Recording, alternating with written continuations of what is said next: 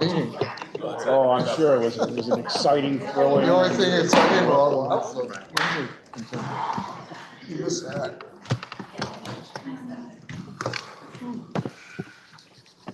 Senate will come to order.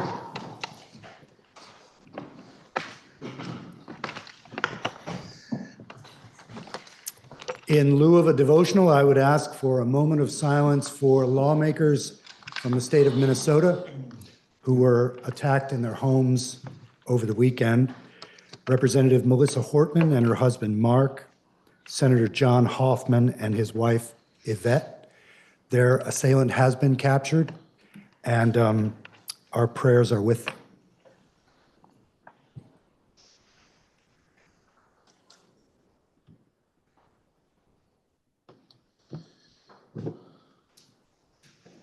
Thank you. Please join me in the Pledge of Allegiance. I pledge allegiance to the flag of the United States of America and to the republic for which it stands, one nation, under God, indivisible, with liberty and justice for all.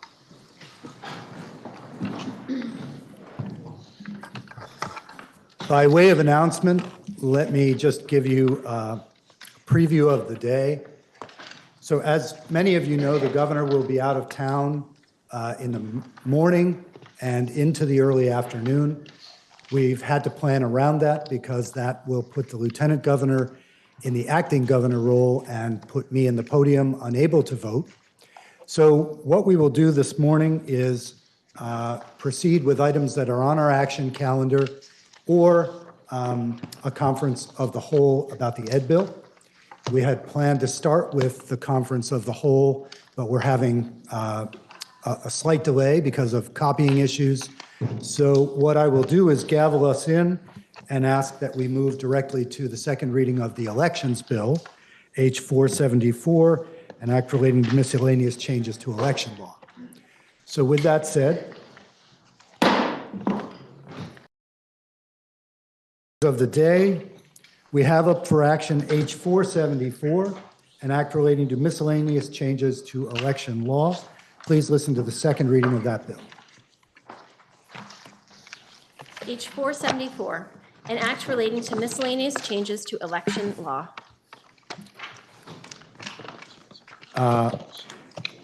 H 474 was referred to the Committee on Government Operations, which reports that it has considered the bill and recommends that the Senate propose to the House that the bill be amended as appears in today's calendar, and that with such proposal of amendment, the bill ought to pass. I would call on the senator from Rutland. Oh, excuse me, Senator White, I believe from, nope. Senator from Rutland, Senator Collmore. Thank you, Mr. President, and good morning, everyone. So on the 30th of May, it became evident that this elections bill had a number of bumps along the way. The Senate Government Operations Committee took testimony on this bill for a good 2 months and heard considerable testimony. So what I felt incumbent upon me to do was to contact the Secretary of State's office and come up with a much thinned version of the strike-all, which you will find on page 3300 of today's calendar. And what I suggested and asked of the Secretary of State's office was to come up with a must-have set of provisions in that bill so that we could take a look at it and possibly move it along. And knowing that there's a time sensitivity aspect to this as well, what you have on page 3300 reflects those changes. So I'm going to walk through the first 12 sections of the bill and then yield to my colleagues from Windsor County. Sections 4 and 5 are the first ones in the bill that were not taken up in terms of the must-have provisions. Section 4 creates a new subsection in Title 17, reading, "In no event shall a candidate who loses a major party primary be nominated to appear on the general election ballot pursuant to this subchapter by a committee or any party other than the party for which the candidate appeared on the primary ballot."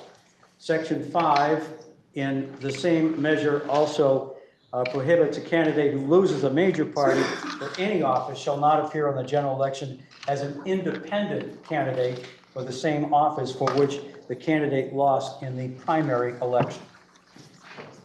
Section 7 is the next section that we took up.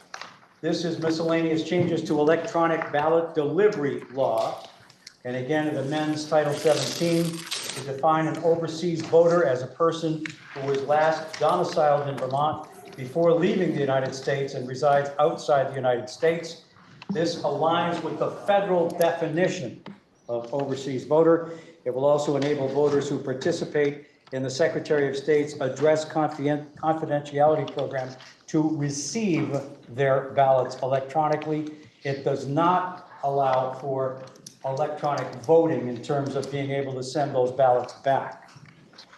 Sections 9 through 12 have to do with write-in candidates. This turned into major revisions to help our town clerks who had asked for many of these.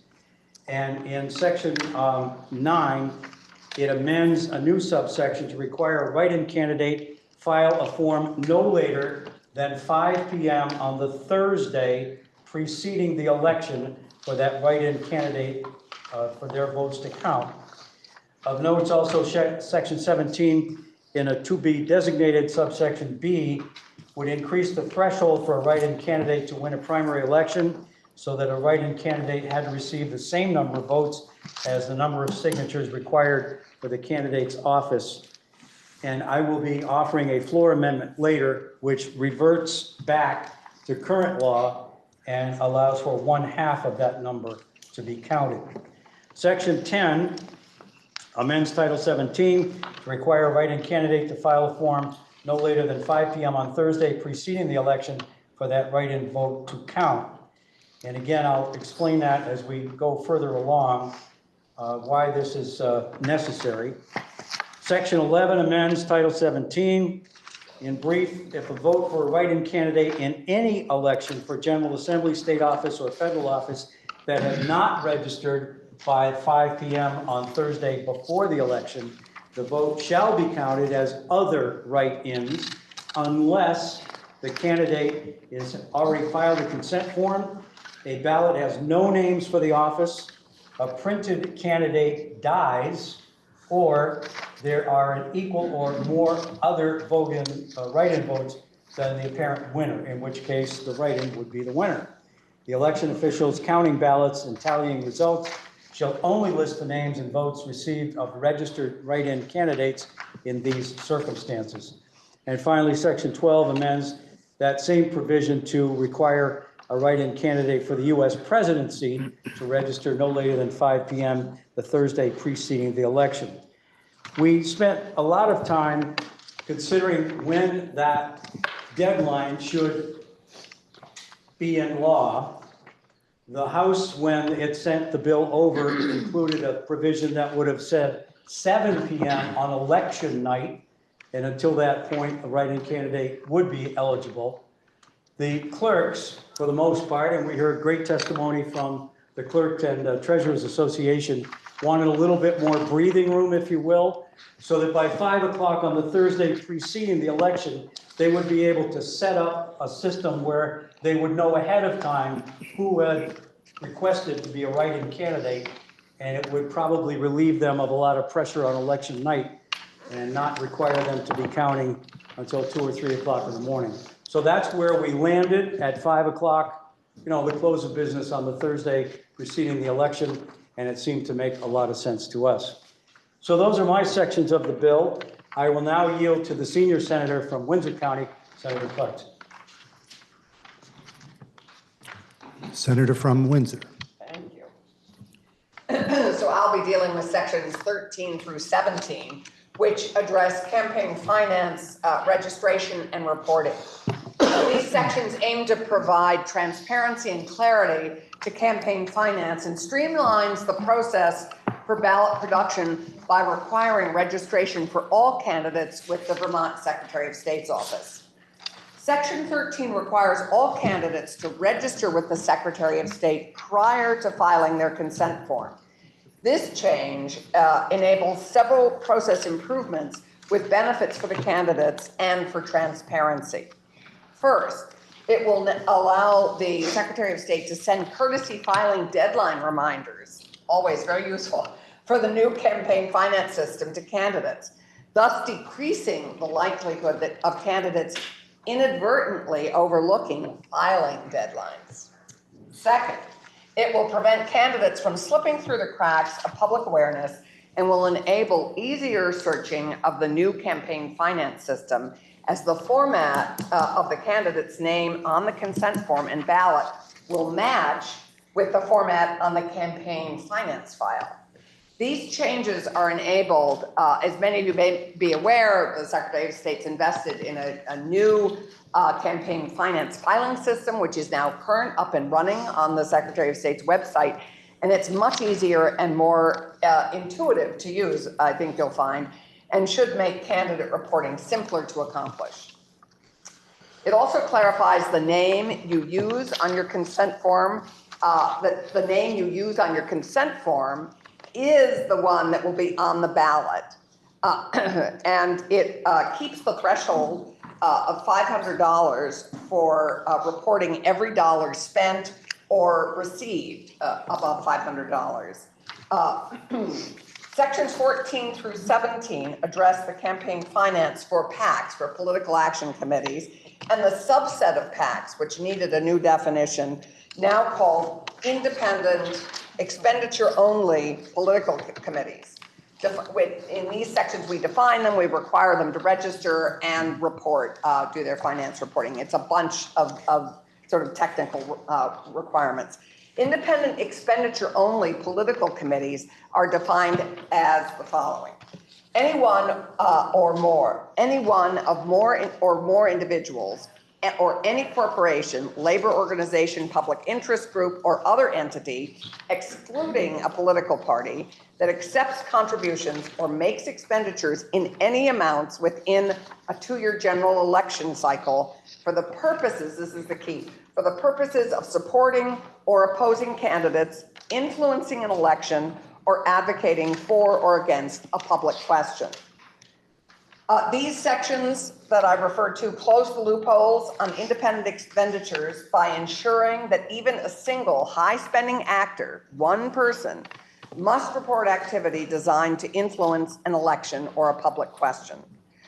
They ensure that the PACs and independent expenditure-only political committees must list a treasurer and report contributions if they raise or spend at least $500. To add greater transparency to how PACs and independent expenditure committees spend their money, we lowered the reporting threshold from $1,000 to $500 to make it comparable to candidates.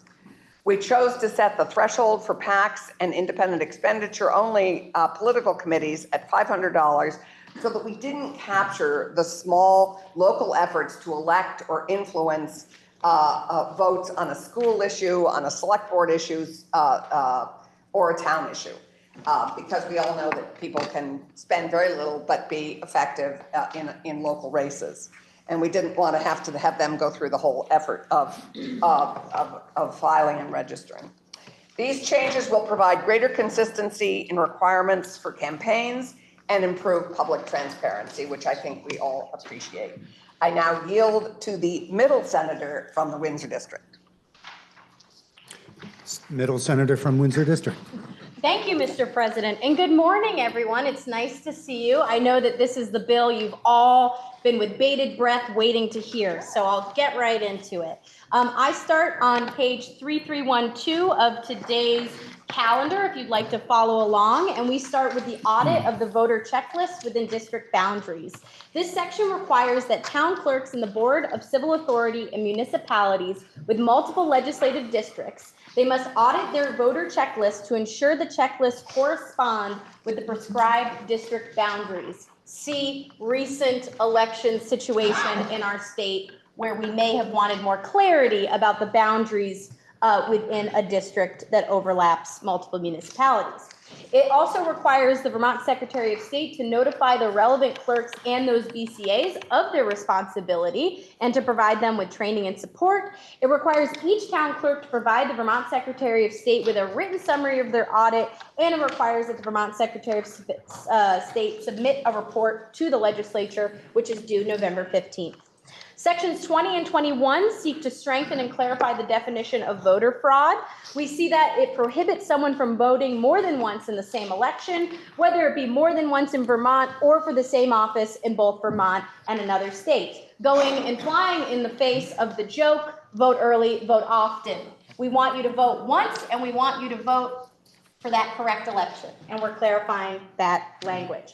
Sections 23 and 28, you'll notice there are some deleted sections throughout this bill, but sections 23 and 28 are a review period to examine petitions. When petitions are filed, the receiving officer, so for us that might be your district officer, they must examine those petitions and determine whether they contain enough legible signatures. This proposal changes the review period from 72 hours to 2 business days, and this change will generally improve the experience of candidates as filings made between Monday and Wednesday will receive a quicker and faster turnaround. Section 25 through 26 looks at nomination of our justices of the peace and their deadline. The deadline updates this to assist in November ballot production by moving the JP nomination deadline from the post-primary period to the 3rd Monday in July. We've heard from our Clerks Association, as the chair of our committee noted numerous times, and our clerks face a heavy workload immediately after the August primary, and the Vermont Secretary of State also faces a tight timeline turnaround after the primary to print and mail those ballots for that general election. This change will better distribute the clerk's workload and reduce the chance of errors and risks to the universal general election mailing schedule. Section 27 is a guidance section for opening ballots.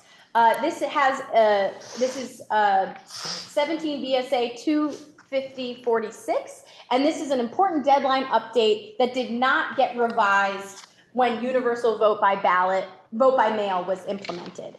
It allows the town clerks and BCAs, those boards of civil authorities, to open ballots beginning 45 days before election day. The 30 days that had been in statute seems to have been an oversight in the past, and when the organization required ballots to be mailed 45 days in advance, you can see that discrepancy. By updating to 45 days to align with that universal vote by mail ballot standards, this change will eliminate confusion for clerks on what to do between the 45 to 31 day period of that window. It also ensures that voters will be able to promptly see their return ballot status on the Vermont Secretary of State My Voter page. Excellent resource, as my compatriot noted, and that voters with defective ballots will have ample time to cure their ballots and ensure that their vote is counted. The next section, section 29, if you're following along, is around open meeting law and the annual meeting. It expressly exempts the annual meeting from open meeting law. It also explicitly aligns statute with how the Vermont Secretary of State and the Vermont League of Cities and Towns have traditionally interpreted annual meetings as distinct from public meetings subject to open meeting law. And you can see that annual meetings are meetings of the legal voters in each town, which is distinct from both state and local public bodies where open meeting law applies. So think about your select board, your planning commission, open meeting law affecting them, but not your giant town meeting public event that you host. Section 37, and you'll notice a lot of sections deleted between 29 and 37, really skinnying that bill, as the chair noted. This section 37 has a clarification for automatic voter registration and citizenship. It clarifies that U.S. citizenship is required for automatic voter registration. This section aligns statute with the Department of Motor Vehicles' current practice of only transmitting applicant information to the Vermont Secretary of State if the applicant attests to being a U.S. citizen or if the DMV has already received documentation of their citizenship status. It also clarifies that the applicant's E911 address should be used. to help ensure clerks assign voters to the proper district. That essentially brings me to the end of my sections, other than the effective dates. We have section 40 setting all actions effective on passage. So I'm going to read you the witness list, and then that's all for me. We would like to thank our legislative council. We had 2 fantastic legislative counselors who supported us in this. We would like to thank, and these are folks we heard from. We would like to thank the House Committee on Government Operations, who their chair came and testified. We had a resident of the city of Burlington. We had the executive director of the Vermont Public Interest Research Group. We had the executive director of the Vermont School Boards Association. We had the deputy director of legislative affairs for a group called Verified Voting. We heard from the president of the Vermont School Boards Association. We also heard from multiple times our deputy secretary of state from the Secretary of State's office. Big shout out to their work. We heard from the clerk from Orange County, who is also the lead for their legislative affairs group within the Vermont Municipal Clerks and Treasurers Association. We heard from a former legislator from Virginia. We heard from the Director of Elections and Campaign Finance from the Secretary of State's office. We heard from the lead lobbyist for the Vermont Municipal Clerk and Treasurers Association. We heard from the Vermont Right to Life Political Action Committee. We heard from the ranking member of government operations on the House side. We heard from a different resident of the city of Montpelier. And then we also heard from the Assistant Attorney General and Chief of General Counsel and Administrative Law Division within the Attorney General's office. With that, the vote out of committee was 4-1. I am excited to hear, I believe, an upcoming amendment perhaps on this bill. Thank you. Thank you. I believe the senator from Windsor yields to the senator from Rutland. Thank you. I feel yielded. I just want to express my appreciation and thanks as well to the Deputy Secretary of State and the Director of Elections. We worked very closely, and even as late as this past weekend, we were still communicating. And that is, in essence, the reason for the amendment, which is now being passed out. This looks like a 2-page long to understand amendment, but in reality, it isn't. If you want to look at page 3302 of today's calendar, about halfway down that page, there is a reference made to the write-in candidate threshold. Current law allows a write-in candidate to go out and obtain 25 signatures if they're running for a House position and 50 signatures for the Senate, which is half of what everyone in this body, I think, has managed to collect in every other year. This was, and this is on me. I didn't notice this when we were talking about it for the last time in committee. So I did communicate with the Deputy Secretary of State over the weekend. This would have been one of those that did not fall into the must-have provision. So we have included it as an amendment.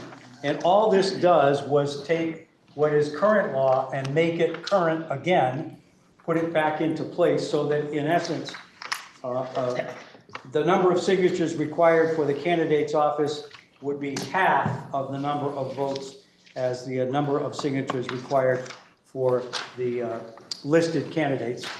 The committee vote was unanimous on this amendment, 5-0, and we asked the Senate for its concurrence. Thank you, Mr. President. Thank you, Senator from Rutland. The question is, shall the recommendation of proposal of amendment of the Committee on Government Operations be amended as moved by the senator from Rutland?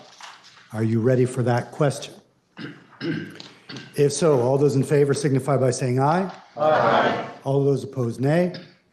The ayes have it, and you have amended the proposal from the Committee on Government Operations. Question now is, shall the Senate propose to the House to amend the bill as recommended by the Committee on Government Operations? Are you ready for that question? Senator from Rutland. Thank you, Mr. President. If I may interrogate the lead reporter, Senator Collmore. Senator will be interrogated. Regarding section 7, which deals with delivery of early voter absentee ballots, 3/4 of the way down the page, paragraph 3, which provides a definition for overseas voters. Having lived in that environment for many years, I'm curious why the committee chose, or the conference committee chose, the definition being attached to last domicile versus last registration, because lots of expats domicile to follow work, but they maintain registration in Vermont. So why the choice between domicile and registration? And I thank the senator for the question. I think in essence, the two are the same, very similar. If they are still registered, Mr. President, as a voter in a particular district, just because they're not there at the time of the election, they would still be considered a legitimate voter. Okay, I thank the senator, and thank you, Mr. President. I do recommend that issue of domicile versus registration be looked at in the future, and I'll articulate that directly with the senator, senior senator from Rutland, because there is quite a distinction. Thanks. Thank you. Question again is, shall the Senate propose to the House to amend the bill as recommended by the Committee on Government Operations? Senator from Washington. Thank you, Mr. President. I would like to inquire of the presenter of the amendment. Presenter will be Terry.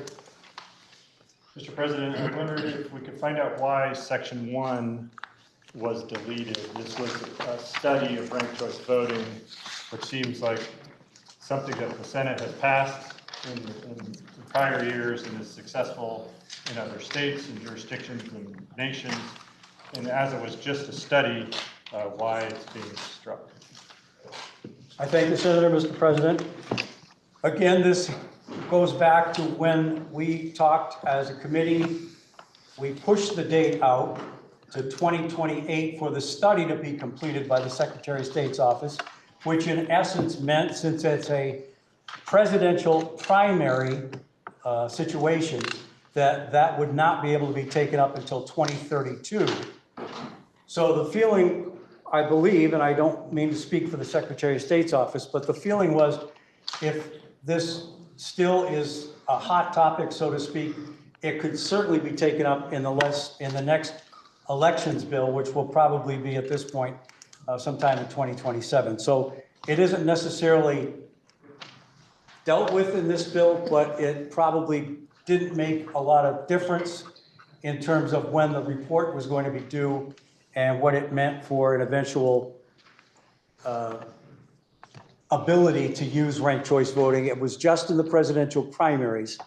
And again, because of the date changes, we felt that it was enough to just delete it for this particular bill, but it might be taken up at a later date. Okay, thank you, Mr. President. My other question is in Section 5, subdivision B. There's two, what the reader heading comment is one by candidacy provisions. And I understand the Section 4 one, which allows a candidate in the primary of a major party not to be on the general election ballot under another party. But 5B doesn't allow them to become an independent candidate on the primary election. I don't see this as two bites at the apple, so to speak, because they didn't have a bite at the general, and they're not going to a different party, which I have a problem with being in a primary with one party, but then in the general election of another party.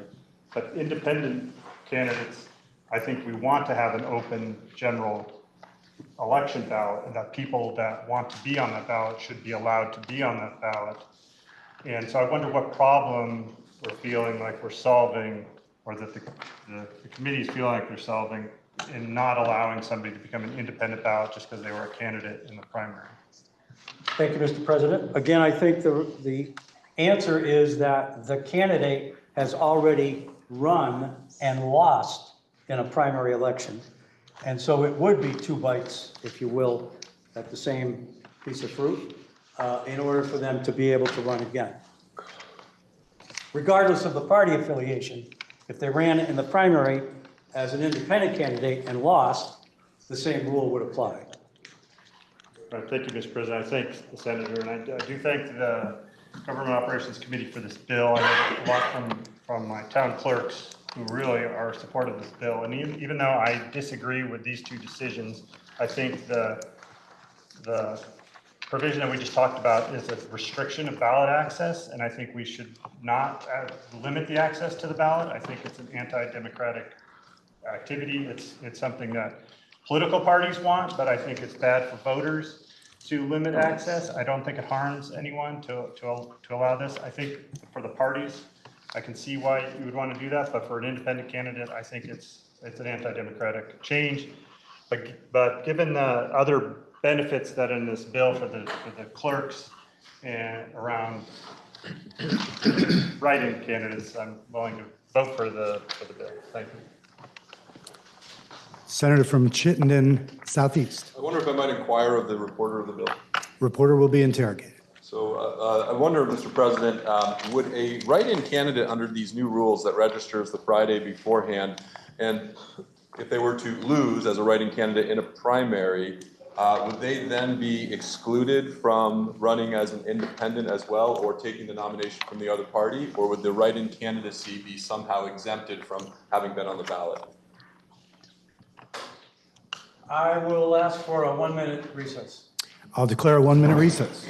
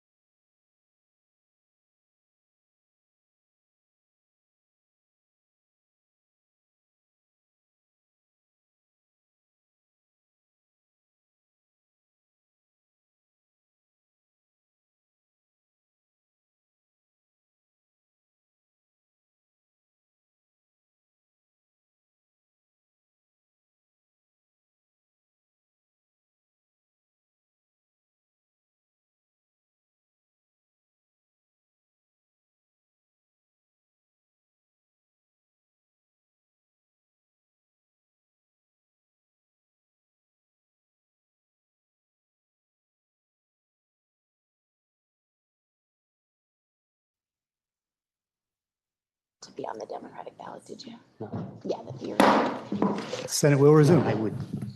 I believe, Mr. President, that the senator from Chittenden has the answer. I thank the senator, Mr. President. I do have the answer, and I'll just make another comment before I yield the floor. I thank the senator. So my understanding is that from what was just discussed is that a write-in candidate registered under these new rules the Friday before for a primary, like a Democratic primary, if they were to lose and that write-in candidacy not be successful, they would not be able to take the nomination of another candidacy and run in the general election, nor, I guess, even timing-wise, they wouldn't be able to also run as an independent.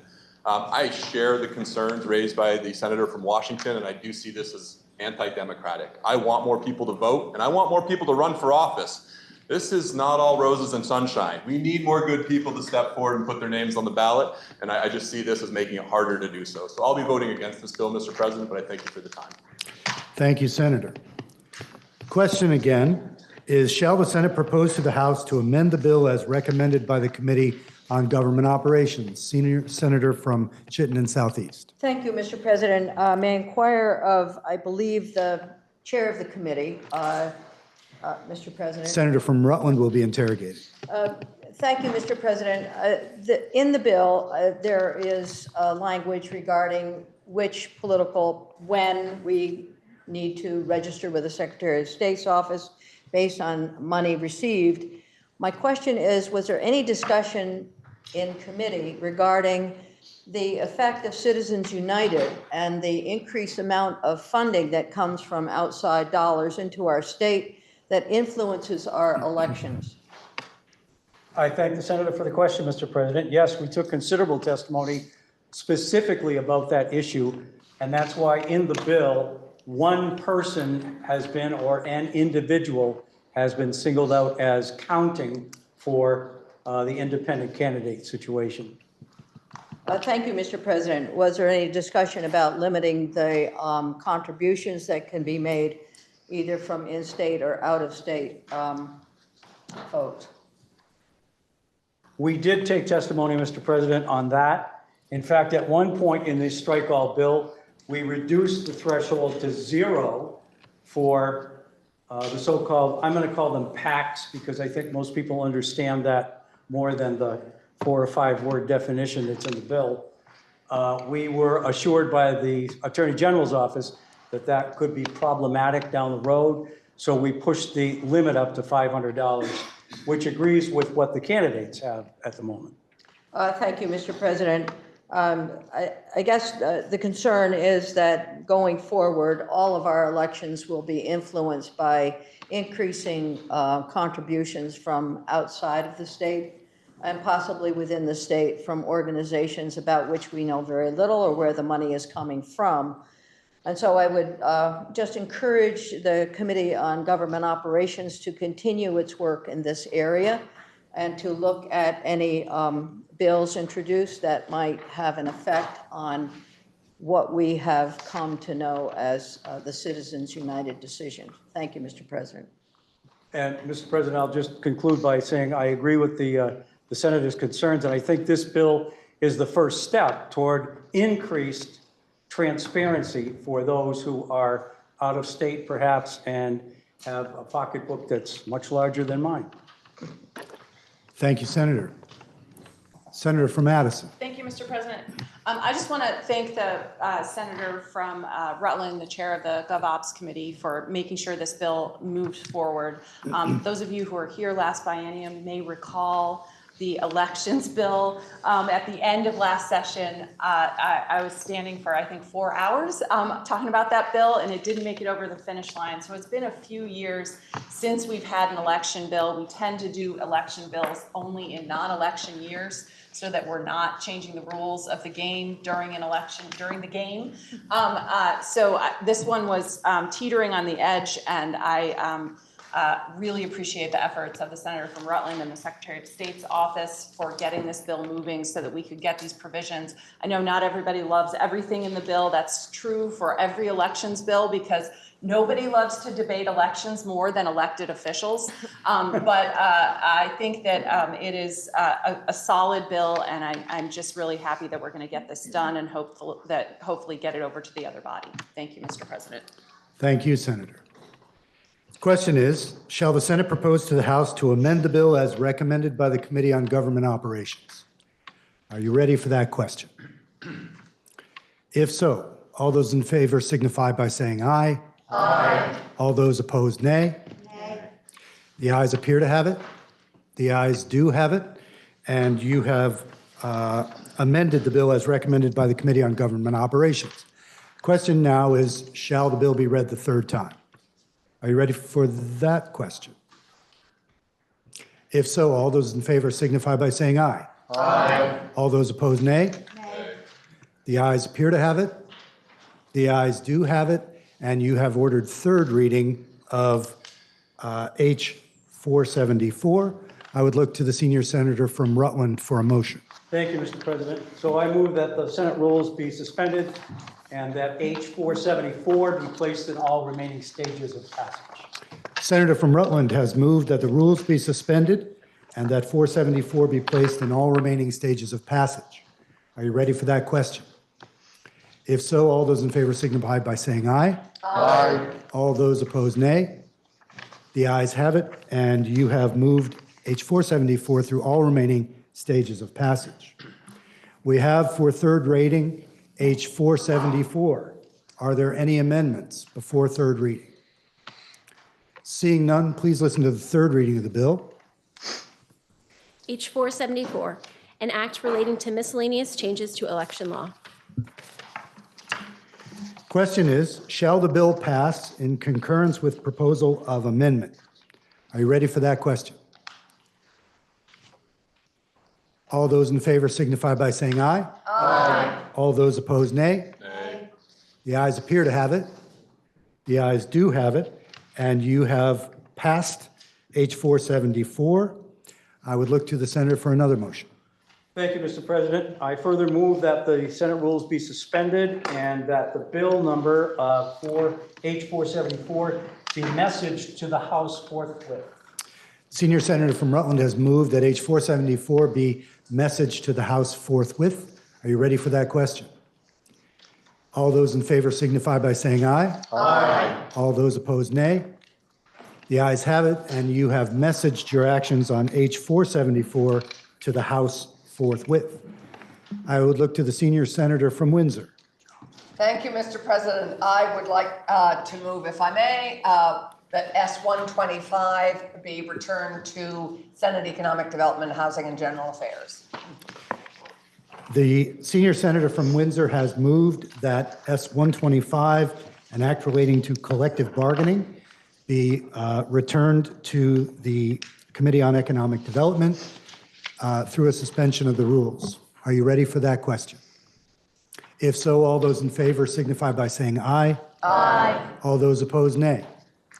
The ayes have it, and you have returned S-125 to the Committee on Government Operations. We have now S-51, Conference Committee report on an act relating to the Vermont Unpaid Caregiver Tax Credit. I would look to the senior senator from the Washington District, Senator Cummings. Thank you, Mr. President. S-51, when it left this body, was a fairly short bill. It established a tax credit for people that provide care for a family member or someone else. The idea behind it is the number we have from AARP is something like 71,000 people provide care, usually for a relative, sometimes for somebody else, but generally for a relative. And that this keeps people from having to go to nursing homes, delays nursing home, and these caregivers frequently need to leave the workforce or take a lesser job, a part-time job, and we should give them some help in their taxes. When the bill came back to us, that provision had been struck, and I believe it is 3 other tax credits had been put in its place. Maybe there's 4 here. All but one of them were in the budget, and it is my understanding that the funding for these tax credits was riding in the budget, but the bills were still active. The House actually did not call the final meeting of the Committee of Conference until after H-454 had been voted out of both bodies. So what we have and what we have agreed to, and I will tell you the reasons, is Section 1 is the Vermont Child Tax Credit. And this basically says if federal law changes and you're being denied a tax credit because you or your spouse don't have a federal tax number, you still get the credit in Vermont. We're kind of freeing ourselves if you're a resident of Vermont and you have a child under the age of 6, you get the tax credit. This may increase I thought it increased the age to 7, but I am not finding that on the page. It expands the earned income tax credit, again, separating it from any future federal laws, which may say you can't get a tax credit if you don't have a number. But it expands that for individuals who do not have children. The reason for that is the earned income tax credit is much more generous for people who have children. You get an increment for each child. But for people who don't have children, it is very small. And so, and these are poor people, people, I believe, under 37,000. And so this would allow them 100% of that credit against their Vermont earned income tax credit. The third section just continues what we have done for several years, which is to raise the amount of Social Security you can deduct according to your income. We have raised that every couple of years to keep pace with inflation. It raises the amount, and it's staggered. You can deduct, if you can deduct it all, if we're going from 50 to 55, and then we just do the same kind of staged increase that we do now, moving everybody up by that $5,000.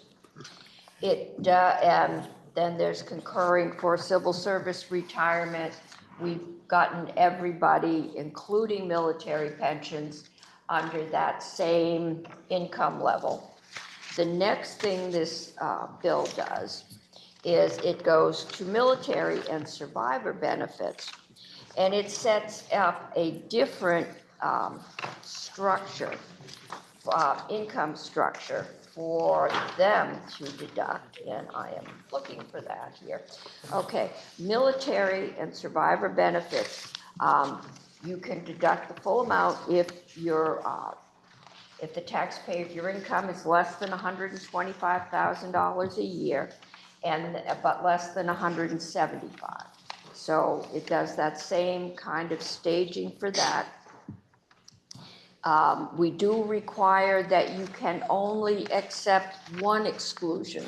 So when you hit 65, you can't exclude both your civil service and your Social Security. You've got to choose one or the other.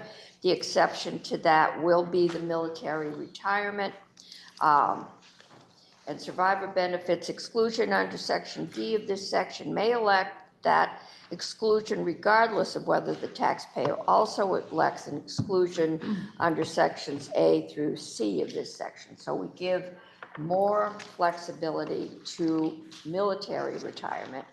And then finally, what this bill does, it sets up a tax credit for veterans. Military retirement, I think we all tend to look at the wounded warrior ads and think that's who military retirement is benefiting. It isn't. They generally, because they come back as a wounded warrior, can't serve the 20 years necessary to get a pension. And we find that some of our veterans come back physically, mentally, emotionally damaged, and do have difficulty struggling when they get back here in holding a job. We find there's some of them show up in our homeless population.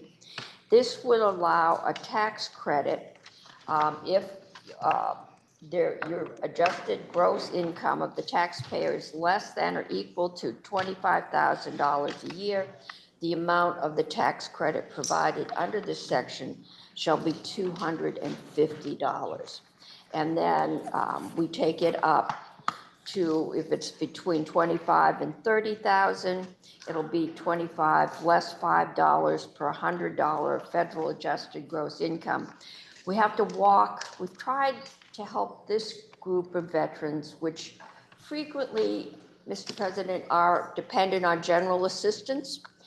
And the tax credit works because when we've done things before, it would impact your eligibility for other programs such as SNAP.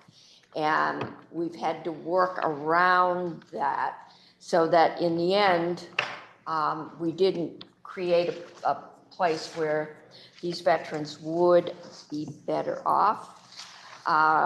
We asked, why did you strip our caregiver tax credit? And we were told the tax department said they really didn't think it was doable and didn't really feel comfortable doing it. We heard from the tax department. There were several issues with our tax credit. One is we can't put a number on it.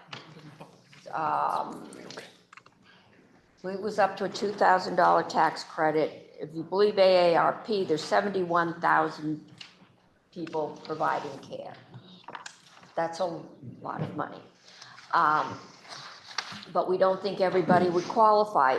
We required that you get a doctor's note saying that the person you were caring for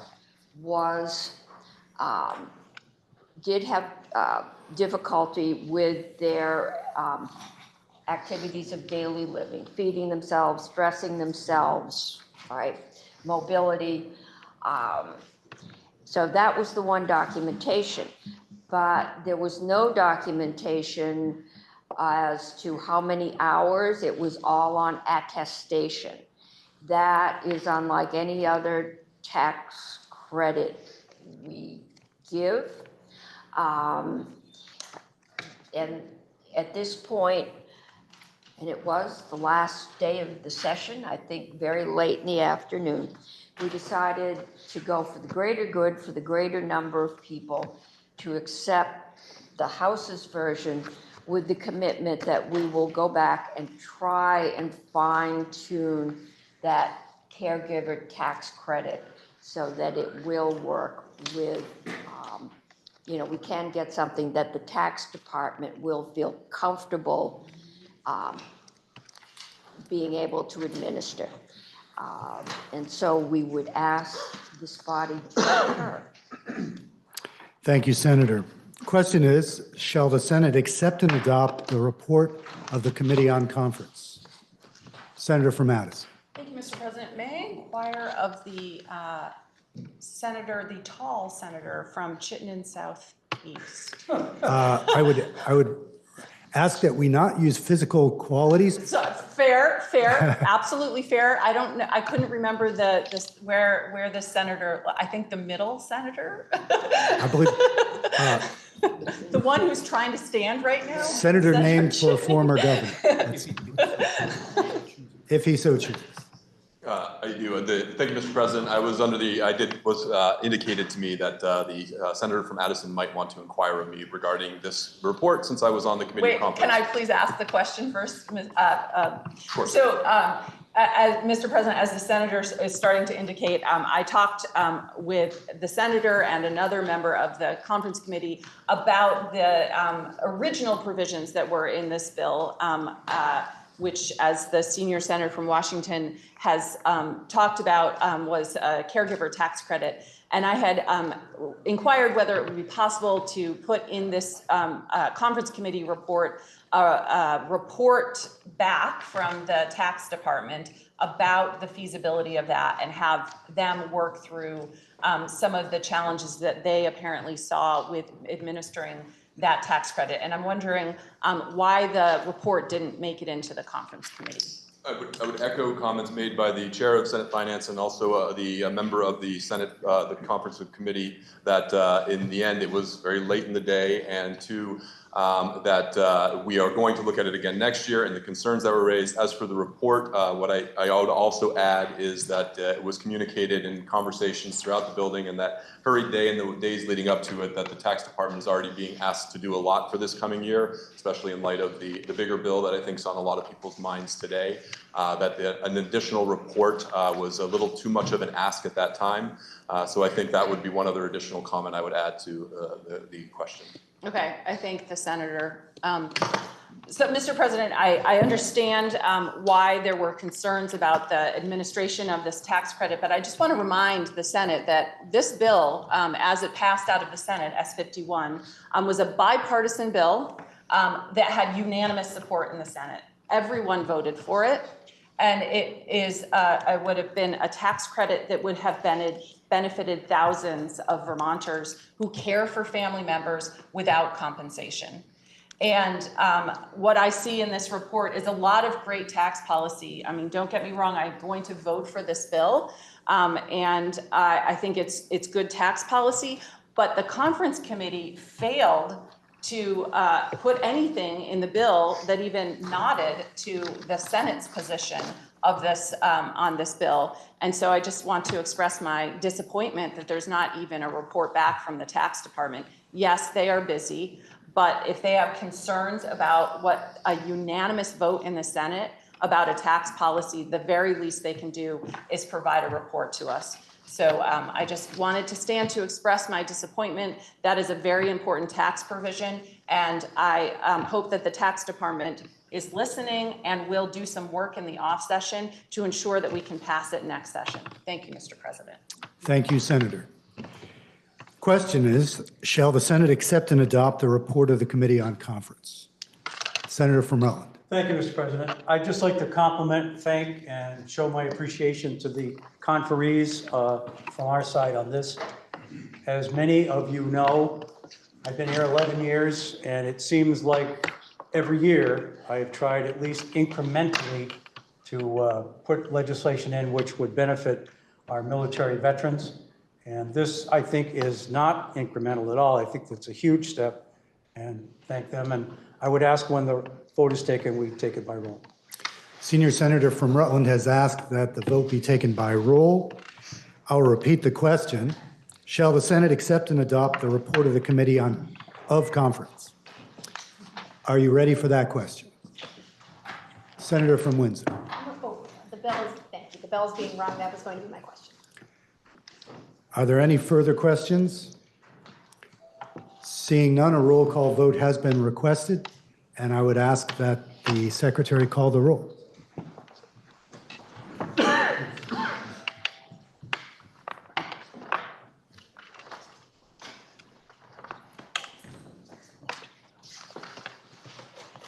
Senator Beck. Yes.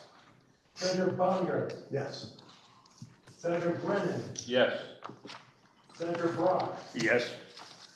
Senator Chittenden. Yes. Senator Clarkson. Yes. Senator Collmore. Yes. Senator Cummings. Yes. Senator Douglas. Yes. Senator Hardy. Yes. Senator Harrison. Senator Hart. Yes. Senator Hashim. Yes. Senator Heffernan. Yay. Senator Ingalls. Yes. Senator Lyons. Yes. Senator Major. Yes. Senator Matos. Yes. Senator Norris. Senator Perschlick. Yes. Senator Plunkett. Yes. Senator Ron Hinsdale. Yes. Senator Bohosky. Yes. Senator Watson. Yes. Senator Weeks. Yes. Senator Westman. Yes. Senator White. Yes. Senator Williams. Yes.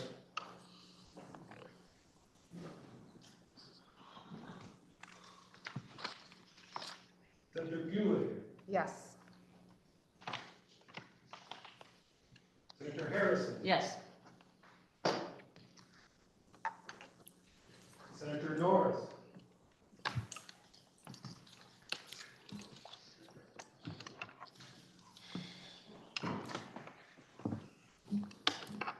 please listen to the results of your vote.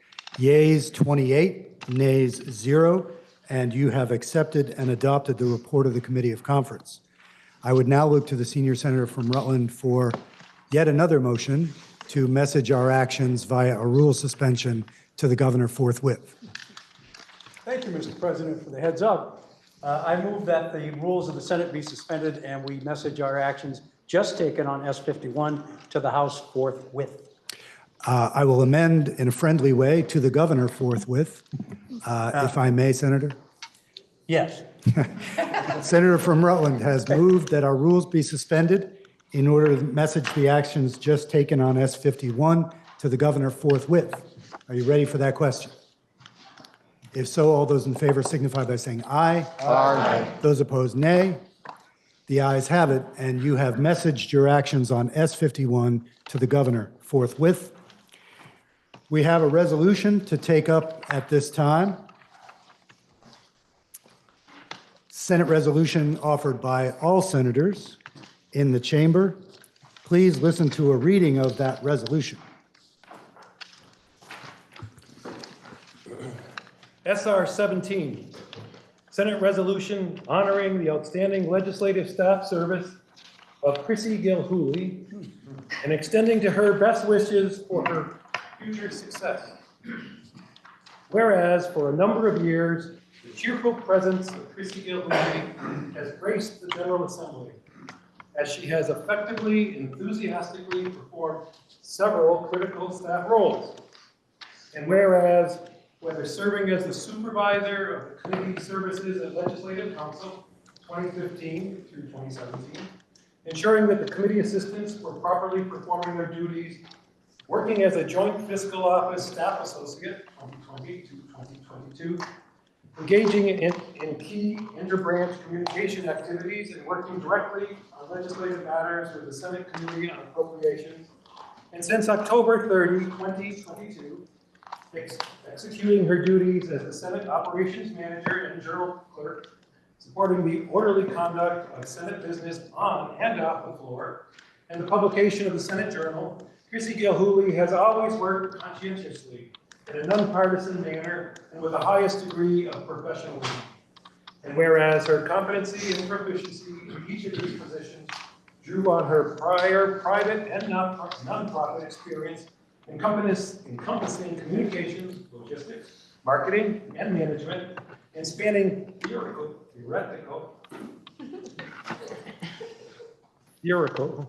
I'll get it, theater, patron administration, retail ownership, and a variety of other enterprises.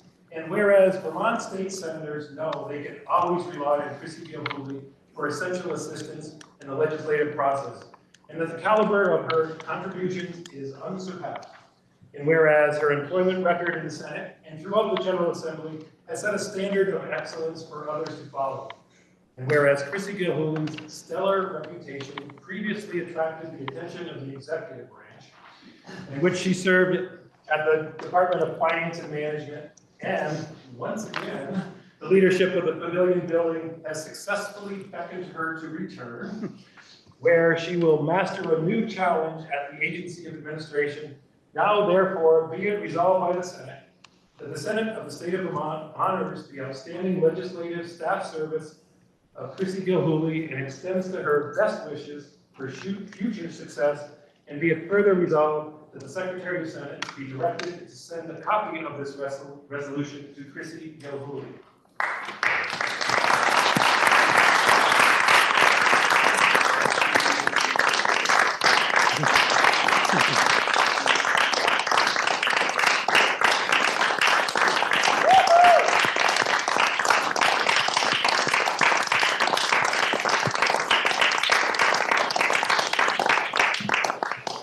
Just like to clarify for the press, that was not applause for poaching from the legislative branch. We will be truly sorry to lose Chrissy. Now you've heard the reading of the resolution. Question is, shall the Senate adopt the resolution? Are you ready for that question? If so, all those in favor signify by saying aye. Aye. All those opposed, nay. The ayes have it, and you have adopted the resolution SR 17. At this time, we've cleared off the action calendar, but before we break, I would like to call on Legislative Council and our crack team of drafters for the conference report and do a caucus of the whole. I believe that is the request. So what I will be doing in just a moment is gaveling out, but everyone should remain seated, and we will hear from Legislative Council and the chair of the conference committee and the others about what is in front of you in the conference committee report. The intention then is to break and have lunch and then come back at 2 or 2:30, depending on how long this morning session goes.